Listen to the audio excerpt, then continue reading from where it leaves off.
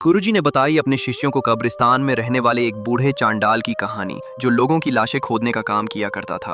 उसे जैसे ही ये पता चला कि आज किसी महिला के शव को दफनाने के लिए लाया जा रहा है, तो उसकी खुशियों का कोई ठिकाना ही नहीं रहता।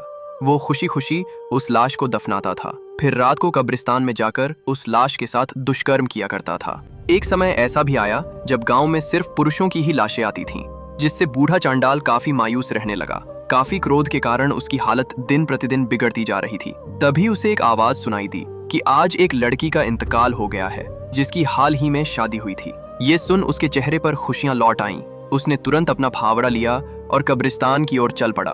उसने पहले की ही तरह उस लड़की की कब्र खोदी और फिर उसे दफना दिया। जिसके बाद चांडाल रात के समय उस कब्र के पास गया और उस दफनाई गई लाश को बाहर निकालता है और उसके साथ गलत करके बगल में टॉयलेट करने चला गया।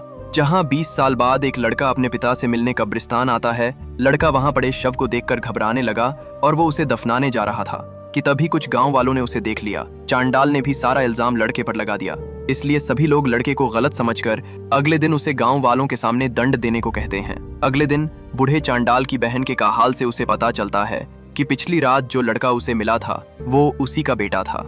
इसलिए चांडाल दौड़ते हुए अपने बेटे को बचाने के लिए जाता है, जहां सभी गांव वाले उसे दंड दे रहे होते हैं। बेटे की आंखों में आंसू थे और पिता भी उसे देखकर रोने लगा, क्योंकि आज उसके कर्मों की सजा उसके निर्दोष बेटे को भुगतनी पड़ी।